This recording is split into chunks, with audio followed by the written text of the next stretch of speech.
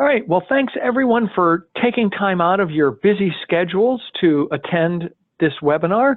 As you can see, this webinar this quarter is on the gentle art of password management, and I'm David Trepp, the partner in charge of the IT assessment team here at BPM.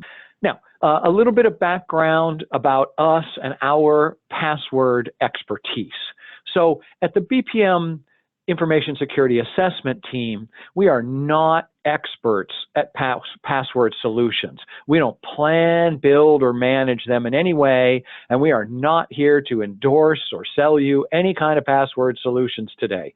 We are assessors only. What we are experts at is defeating information security controls. So we perform penetration tests where what's known as ethical or white hat hackers, and organizations hire us to test their systems, and essentially we defeat passwords for a living. That's a huge fraction of what we do in our day-to-day lives is defeat passwords, and we'll show you some examples about how we do that. So as a result, today's presentation is really going to be a hacker's perspective, or how a hacker might look at password controls and so forth. And so we're going to start with just a quick introduction to the password problem, and then we'll talk about what makes a password strong.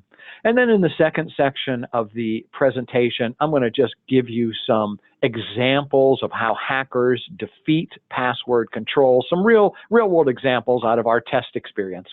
And then we'll wrap up with some practical strategies and tactics you can take back to both your professional and personal lives to help you secure your passwords. So to begin, we're going to start with just a simple a statement about the password problem, and then we're going to do a little deeper dive into what really makes a password strong or weak. So first of all, the password problem, we probably all understand this intuitively. The first quote there is from an organization known as Rapid7. They compile a lot of results on penetration testing engagements, and they have 72% of their engagements resulting in at least one compromised password. I would say the BPM InfoSec assessment team probably averages a little higher than 72% in terms of the fraction of engagements where we actually defeat a password in one way or another.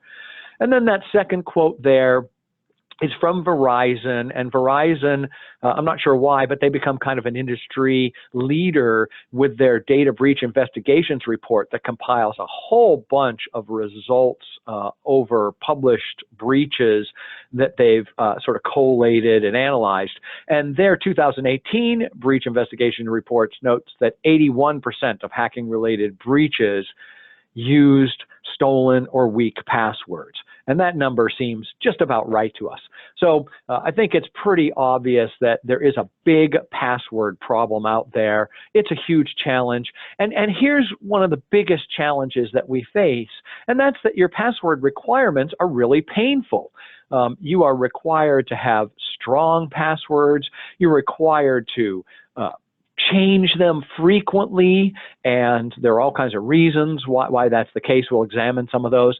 But really what that results in is ease of use is out the window when it comes to passwords.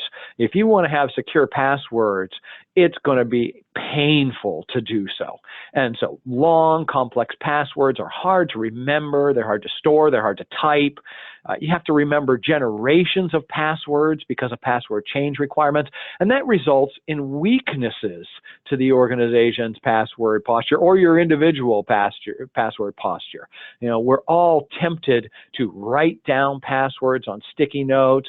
We find lots of evidence of folks storing passwords in Word files or Excel files, just a convenient location, because we've got to remember all these generations of passwords. We've got to remember all the goofy substitutions that we've made in our words that we use for passwords, and so we end up needing to store them somewhere. And then, of course, the other weakness that occurs is that we end up using passwords that are easy to guess.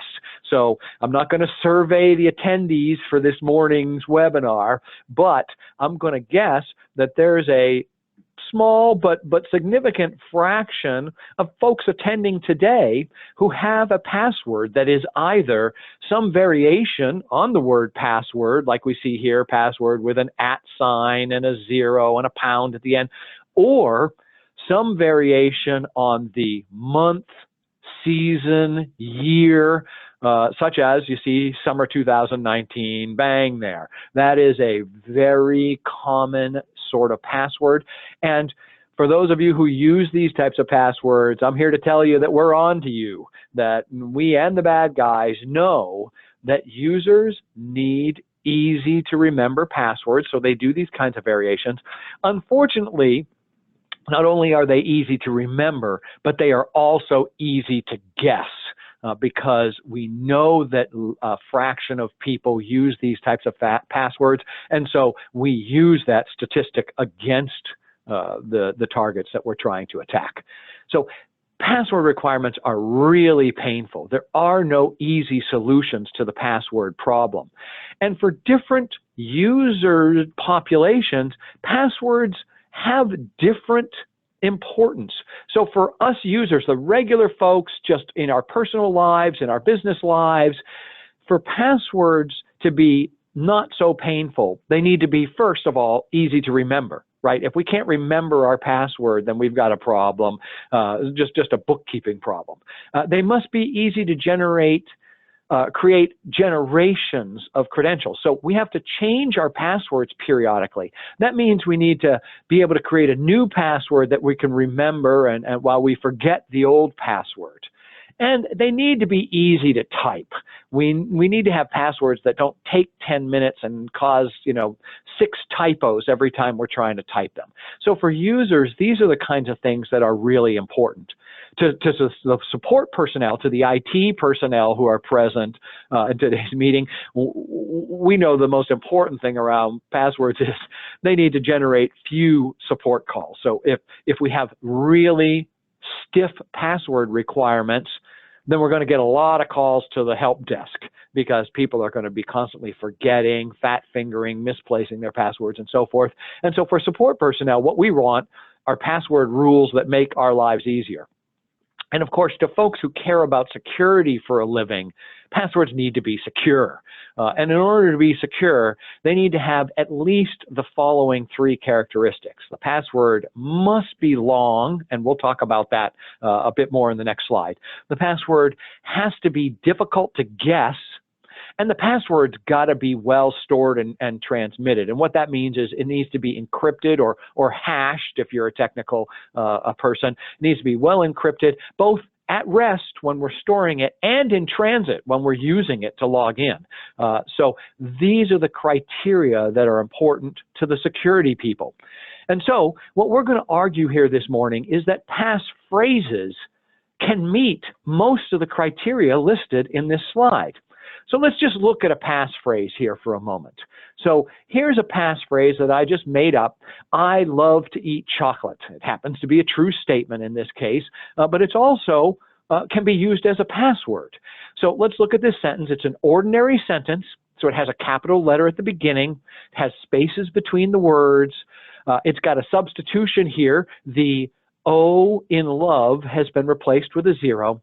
It's got a period at the end. So it's just like an ordinary sentence with just a simple little substitution in there. So this sentence is easy to remember, right? I know it's true about me. I love to eat chocolate, and so it's really easy for me to remember. And there's only one substitution that I need to recall. By the way, for those of you following along for CPE, there's our first CPE code word there, substitution. So please write that down. So it's really easy to remember my substitution, and it follows, in this case, in this example, my substitutions are going to follow a pattern.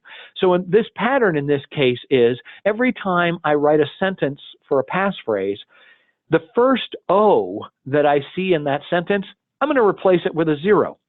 So I no longer have to remember what my substitutions are. I just have to remember what my substitution pattern is. In this case, my pattern is replace the first O with a 0. It's easy to come up with lots of similar patterns. And so it's also easy to create generations of distinct yet related passphrases. So I love to eat chocolate. If I want to tie it to a season, I can talk about how I enjoy berries in the springtime or iced tea in the summertime. So I can relate it to the seasons and make it easy for me to remember generations of passwords if I have to change every 90 days.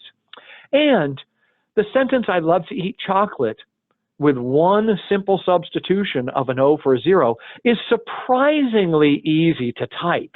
We all know how to type sentences. We're ready there on the shift key for that first letter. We've got a thumb on the space bar, ready for the spaces. We're all ready for that period at the end. We type sentences all day long. So even though this is a long passphrase, it's surprisingly easy to type. So for users, ease of use results in happy users and few support calls because it's easy to remember and it's easy to type.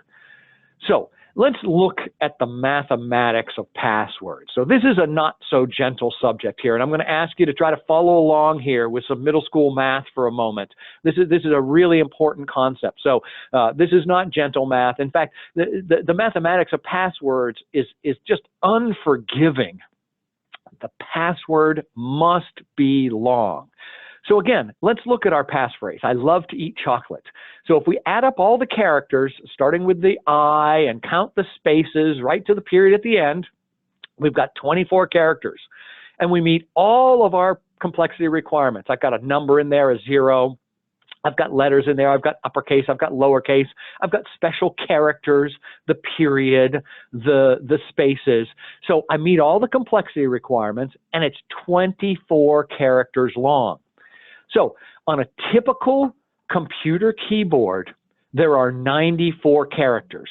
So there are 26 uppercase characters, 26 lowercase characters, 10 numerals, and then 30-odd special characters. That's what's known as the ASCII character set.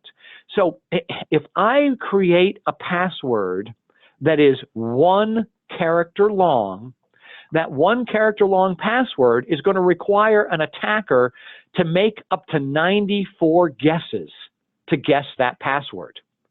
Now, if I make a password 2 characters long, that attacker is going to have to make 94 guesses for the first character, and then for each one of those guesses, we're going to have to make another 94 guesses for the second character.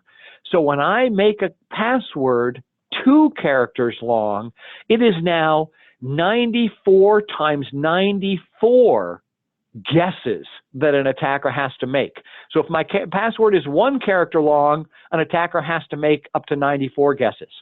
If my password is 2 characters long, that attacker needs to make 8,836 guesses, or up to that many guesses. So that's 94 times 94 is 94 squared. So the key takeaway here is every character that you add to the length of your password makes it exponentially stronger. So a 1 character password, 94 guesses. A 2 character password, 94 squared guesses. A 3 character long password, 94 cubed guesses. So our numbers get really big, really fast. So in our example, our passphrase has 94 to the 24th power possible combinations of characters. And that is, in scientific notation, 2 times 10 to the 47th possible combinations, which is 2 followed by 47 zeros. So this is an astronomically large number. Now, if I have this password, I love to eat chocolate, and a bad guy gets their hands on my password, say they break into my system and they find my encrypted password, whether it's in the Windows directory or whether it's in my secured file or something, and it's encrypted, they are going to have to make a lot of guesses to guess that password. Now, typical offline attack rate of guessing is about 800 billion guesses per second. So that's something that we can do here in our offices. criminals who use cloud services like Amazon can maybe get a few more guesses than that. But 800 million or 800 billion guesses a second. If we guess 800 billion guesses per second against the encrypted password, I love to eat chocolate, it's going to take up to 9 times 10 to the 27th years in order to guess that password. So that's 9 followed by 27 zeros of years. For reference down there at the bottom, the estimated age of the universe is about 1.3 times 10 to the 10th years. So 10th to the 27th years is way longer than the estimated lifespan of the universe to date. So essentially, using current technology, the passphrase, I love to eat chocolate, if it's well encrypted, is more or less uncrackable. Now, let's look at an 8-character password, okay? 8-character passwords, no matter what you do with an 8-character password, it is simply not long enough. You cannot make it secure. So here we've come up with the most substitution-rich 8-character password we can. INS@N3PW. That's shortened for insane password, right? So this is just a crazy password with all kinds of substitutions, but it's only 8 characters long.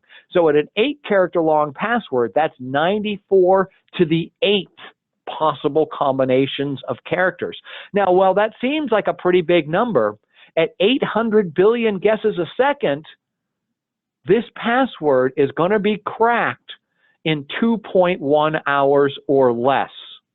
Okay, so a 24-character password is going to take longer than the age of the universe to crack. An 8-character password is going to take me a whopping 2 hours to crack. And there's no number of substitutions you can make to make this password any stronger.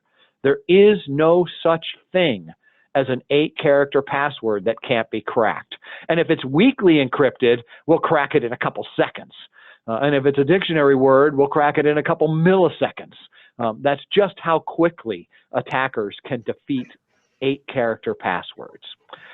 So if there's any questions, Actually, go ahead. Someone was asking, what do you mean if the password is well encrypted? Yeah, so there are different levels of encryption. That's a great question. So there are different types of encryption, and maybe in a future webinar we can do an introduction to encryption techniques. But there are strong encryption and weak encryption tools, and we'll talk about a couple of strong encryption tools for storing passwords. But suffice it to say, if your system is not patched and updated with the most current browser, the most current version of Windows, the most current version of your password safe or your Office file, then the encryption may not be very strong.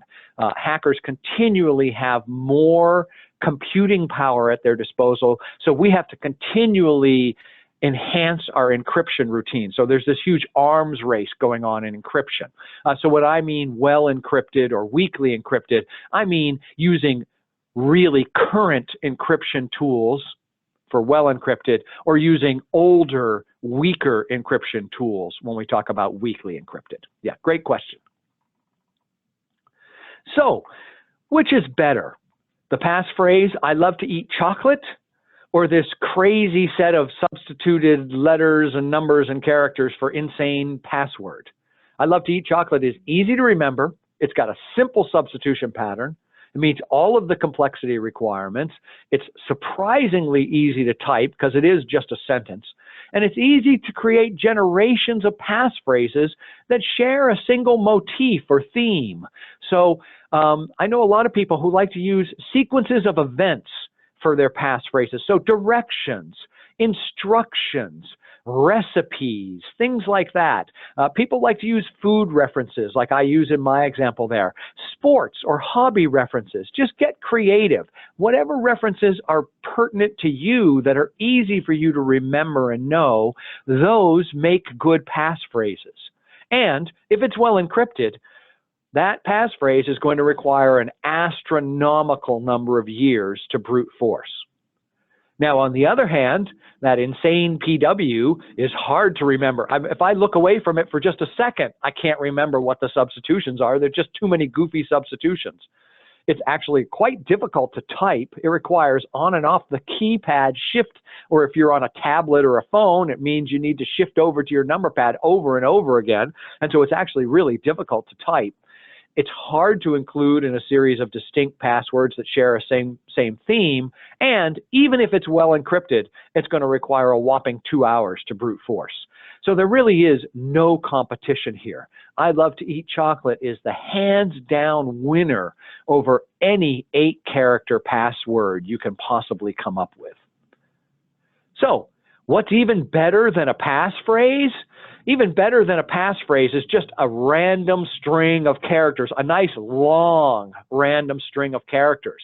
Now, for those of you who are not familiar with password management applications, I would strongly suggest you look at these, and there are lots of other ones out there. I'm not endorsing a password management app, but things like KeePass, RoboForm, LastPass, these are industry-leading tools, and there are many other ones out there.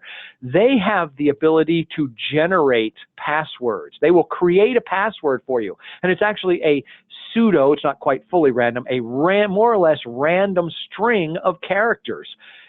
And now, if you get a password manager and you let it create your passwords, then you don't need to remember anything else except the passphrase that gets you in to your password manager. So you use a nice long passphrase to protect your password management software, and then let your password management software take care of all your passwords from there on out. Just let it generate random strings.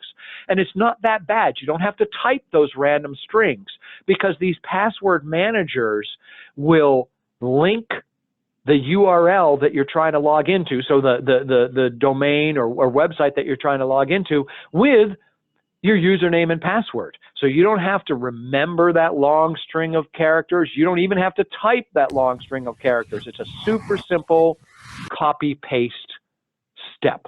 So really straightforward.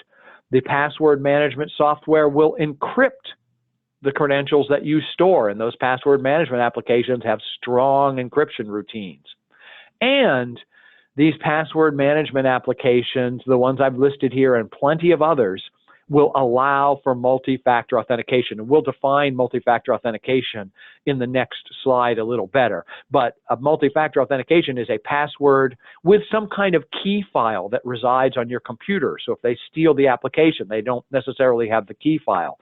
It can also combine your passphrase with a one-time passcode that goes to your phone or fob. So you can really secure the access to your password management application.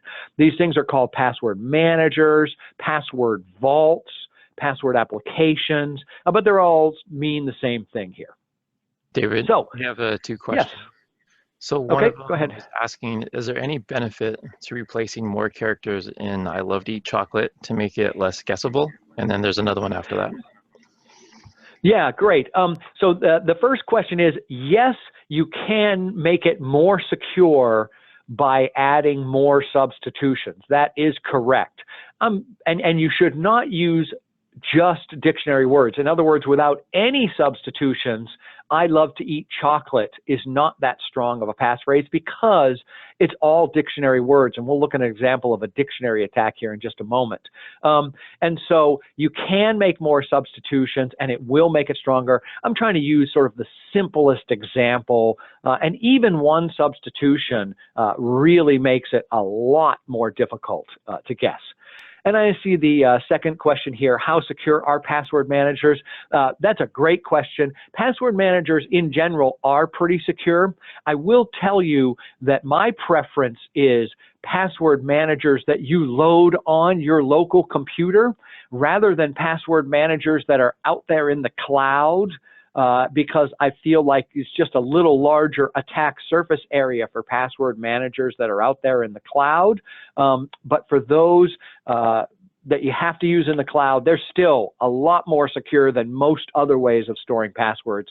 And if you can download that password management application onto your local computer, that is, in my opinion, that is the most secure way to store passwords? So great questions, Claire and Bradley. Thank you. I see we have one more question here from Brad. On how many websites should you use your password? I love to eat. That's a great question, Brad. Hang on to that question. We're going to answer that in an upcoming slide. But the quick answer is try not to reuse passwords at all if you can help it. And we'll define that. We'll talk about that a little bit more in just a moment. Great questions. So what's even better than just a random string of characters? And that, of course, is multi-factor authentication, often referred to as MFA. You might see it written as the numeral 2 or 2FA for two-factor authentication. And MFA is something that one knows, such as your username and password, combined with something one is or something one possesses.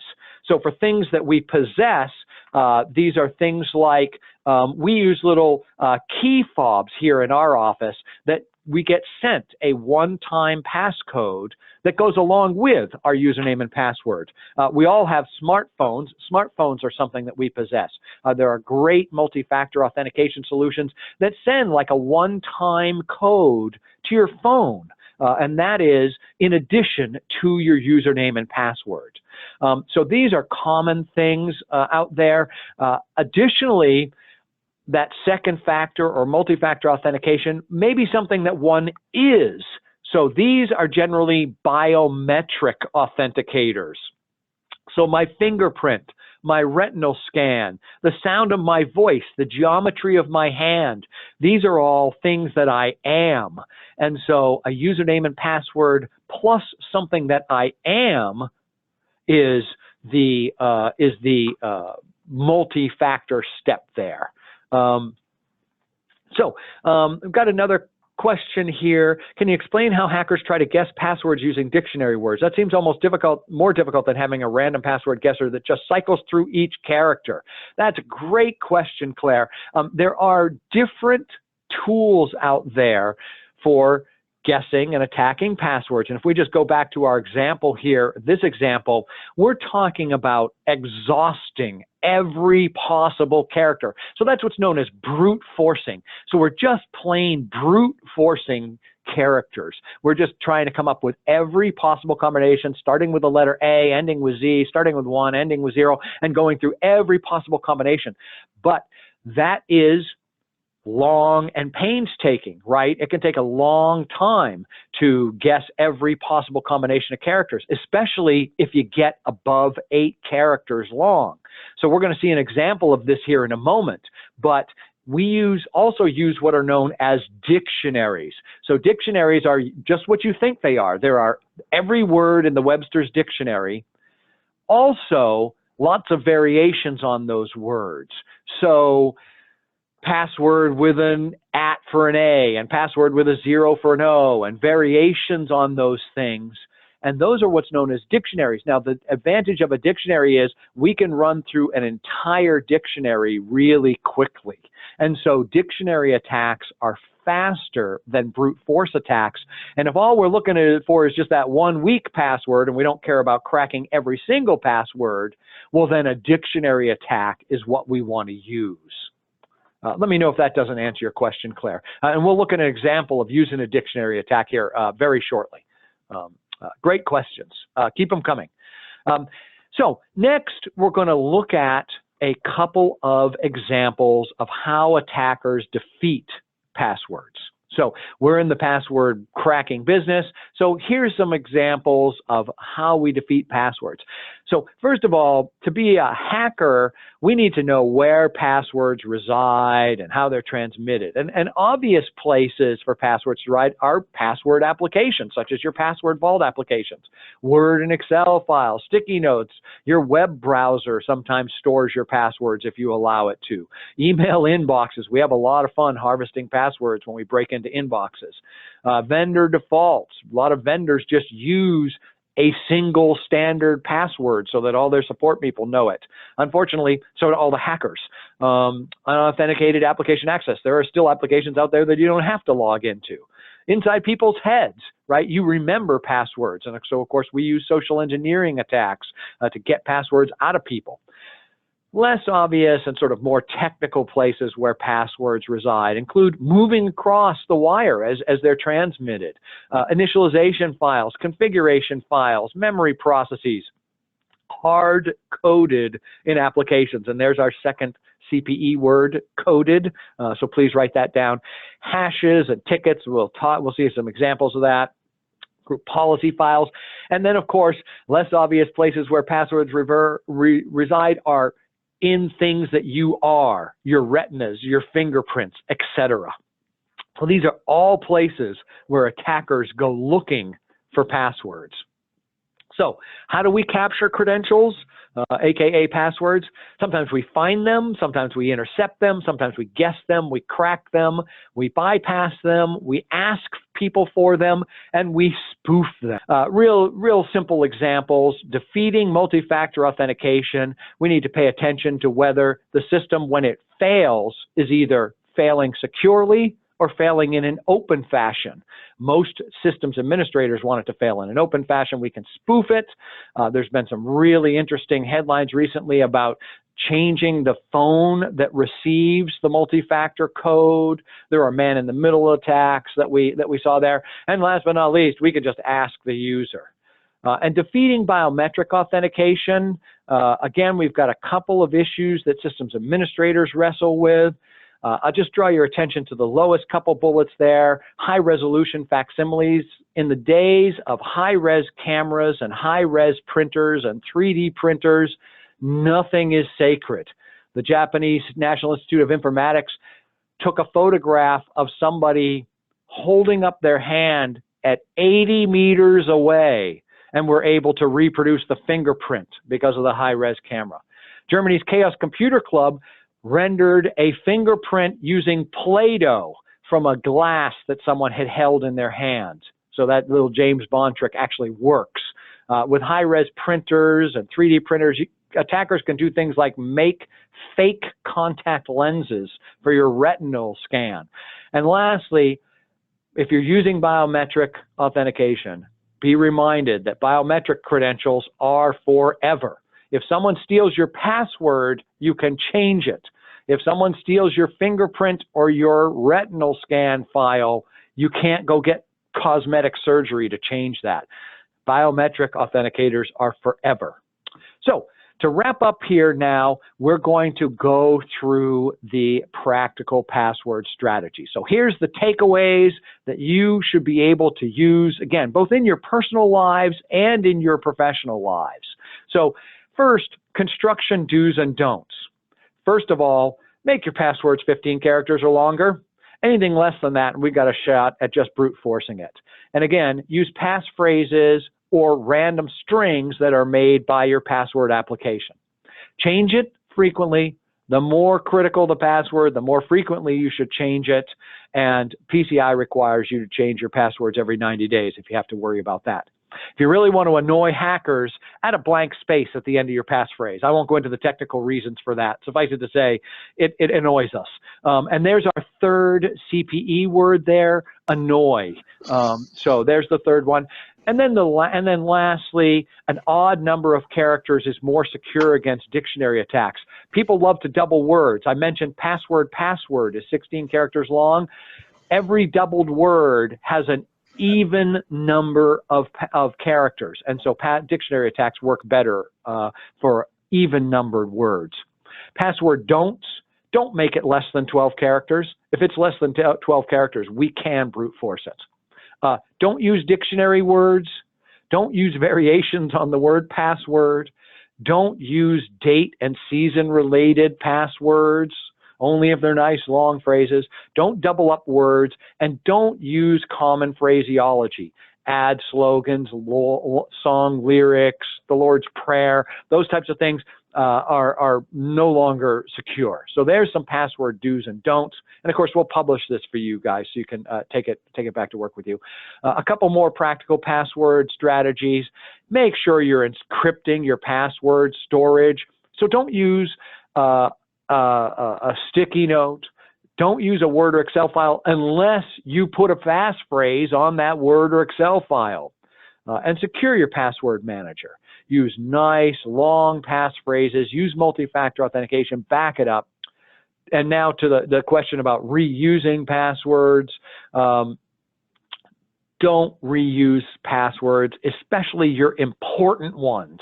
The password that you use to log in the morning, the password that you use to get to your retirement fund on the web, things that are really important, never reuse those passwords.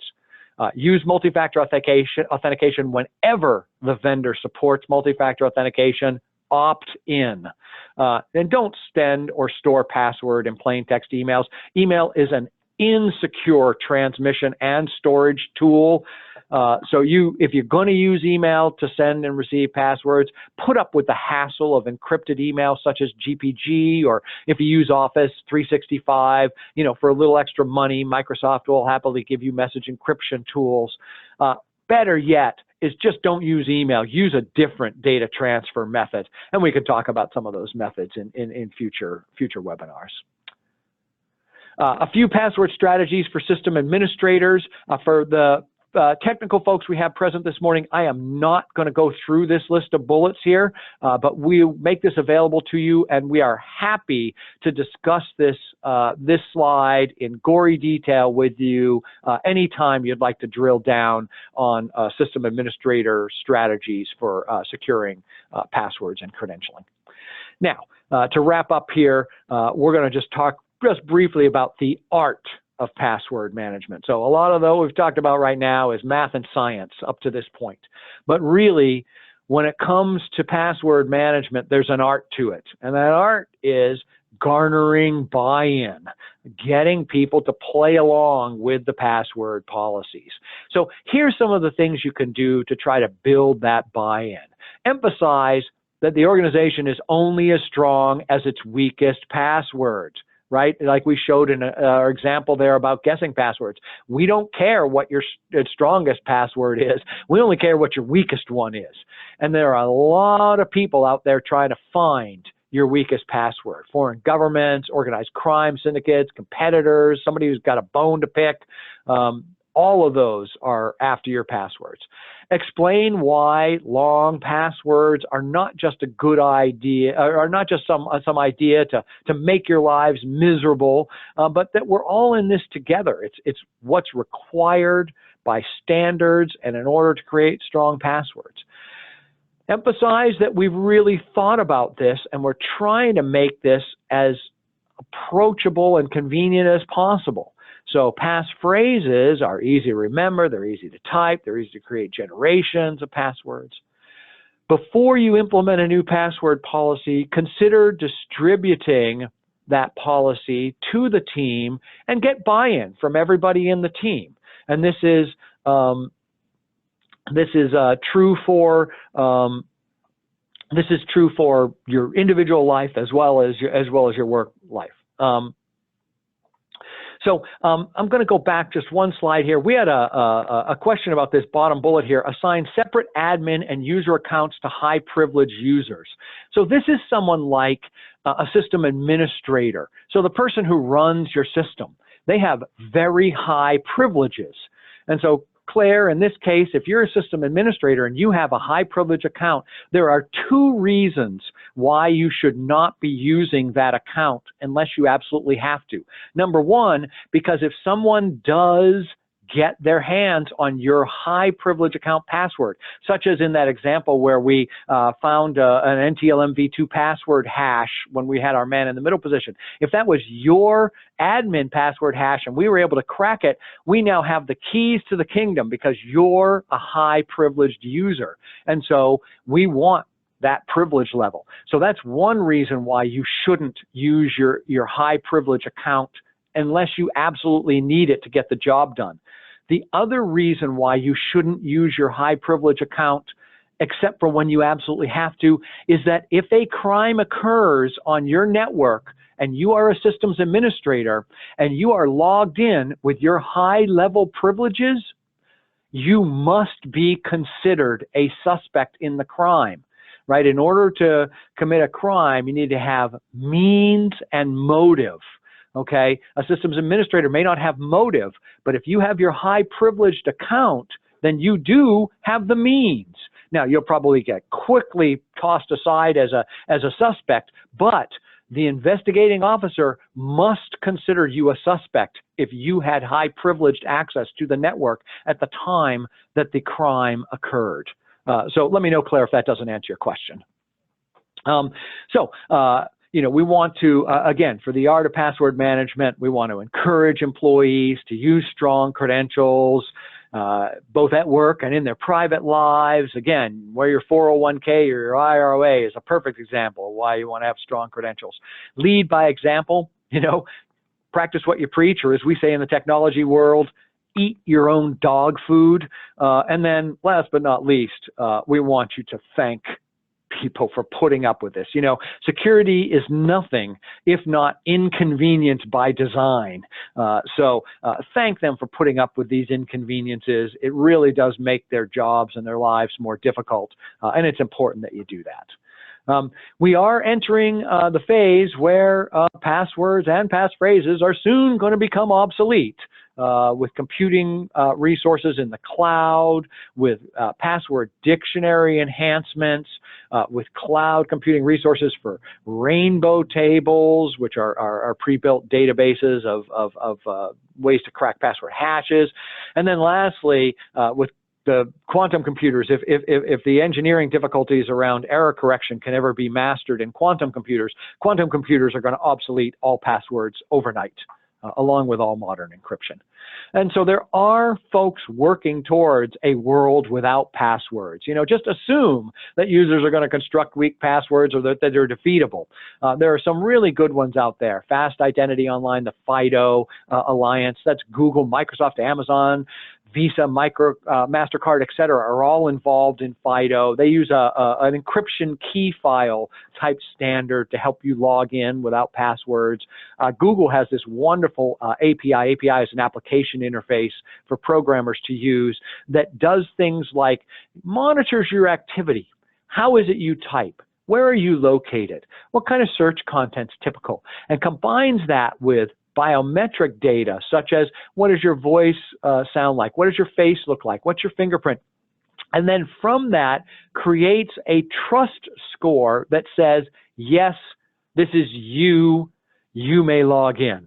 It's a really cool thought. It's not perfect yet, but it's getting there. And then there's some really far out stuff there, like UC Berkeley has this really cool program for identifying using brain waves. Again, it's not practical and rolled out yet, but really cool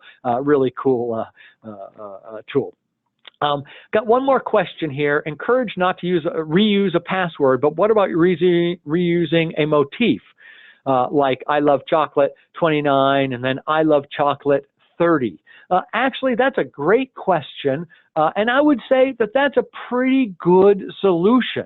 There's no reason why you couldn't just continue to make incremental changes to I love chocolate and keep it as your passphrase. Excellent question. And the answer is, yeah, you can just make incremental changes to that passphrase, and that'll work just fine. So as a reminder, and for those of you who have CPE questions, why don't you just hang on the line there after our seminar is over, and we'll review those CPE regulations with you so that you can get your credit. But to wrap up here, you will be receiving an email from Joel shortly. It'll contain a SurveyMonkey link. Make sure that link is to SurveyMonkey. Don't go to the wrong place. Fill it out with your 3 code words. And then we want you to do that right away. We have to have a finite window after the webinar that you can use to get it done. And so just to wrap up here, and we'll let you get back to your days. Again, thanks so much for taking time out to join us. Here are a couple of key password references. For those of you really interested in the mathematics of strong passwords, this Microsoft TechNet link that I have here discusses password entropy. We're just using, in our examples today, we use combinations of characters, but entropy, for those of you who took advanced chemistry in college, entropy is a measure of disorder or randomness in a string of characters. And so here we have a formula for the entropy of a password, and it's a little bit more complicated than our formula, and it includes this log 2 because it's binary, because it's computer systems. But C is the character set, there's our 94, and L is the password length. So again, length is what makes a password entropic or random. And then the National Institute of Standards and Technology has a couple of wonderful guidelines on password management, and you can see the links to those here. And that's it. That's all we had for you. Thank you so much. Wonderful questions today. We'll come up with some more, I'm sure. Anybody wants to hang on the line with additional questions, no problem. We're happy to continue the conversation. Again, thank you so much. Next quarter's webinar, we're going to talk about how to avoid becoming the next phishing victim. So I'm sure all of us get lots of phishing attacks on a regular basis. We'll talk about that and kind of go down the rabbit hole on phishing for our next webinar. So that's all we had for you. Again, thanks so much for your time and attention. And anybody with questions about CPEs or additional deeper dive questions, don't hesitate to stay on the line. Thanks, everyone.